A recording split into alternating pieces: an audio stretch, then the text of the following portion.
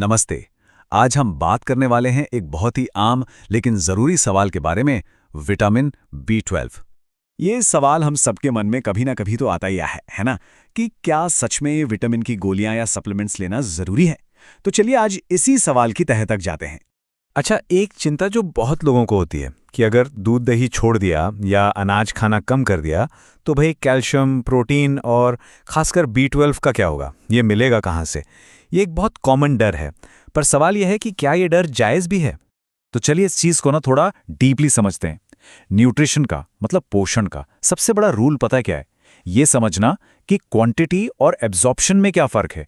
मतलब कोई चीज़ कितनी मात्रा में है, ये उतना ज़रूरी नहीं है जितना ये कि शरीर उसे सोख कितना पा रहा है। एक बहुत मज़ेदार उदाहरण देता हूँ।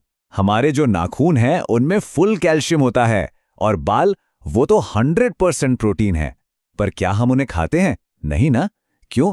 क्योंकि हमारी बॉडी उन्हें डाइजेस्ट करके उनमें से न्यूट्रिएंट्स निकाल ही नहीं सकती।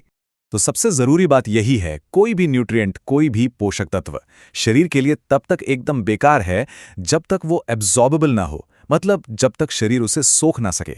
और बात सिर्फ इतनी ही नहीं है। जो चीज़ें शरीर पचा नहीं सकता वो अंदर जाकर टॉक्सिक बन सकती हैं, जहरीली, और यही फिर बीमारियों की जड़ बनती हैं। अच्छा, अब इसी थियोरी को एक बहुत ही कॉमन बिलीफ पर लगाकर देखते हैं। डेयरी प्रोडक्ट्स और कैल्शियम, क्या ज्यादा दूध पीने से हड्डियां सच में मजबूत होती हैं? और यहाँ ना एक बड़ा शॉकिंग पैराडॉक्स सामने आता है। देखिए, स्विट्जरलैंड और स्वीडन, ये देश डेयरी प्रोडक्ट्स के लिए कितने फेमस हैं, राइट? पर दुनिया में हड्डियों की सबसे ज्यादा बीमारियां भी वहीं हैं।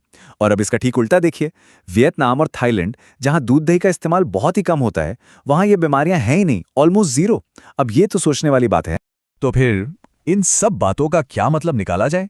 शायद क्वांटिटी से ज्यादा जरूरी कुछ और ही है।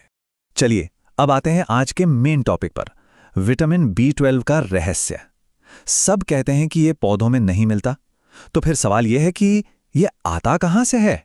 एक बहुत सिंपल सा सवाल, अगर B12 पौधों में नहीं है तो फिर एक गाय को ये कहां से मिलता है?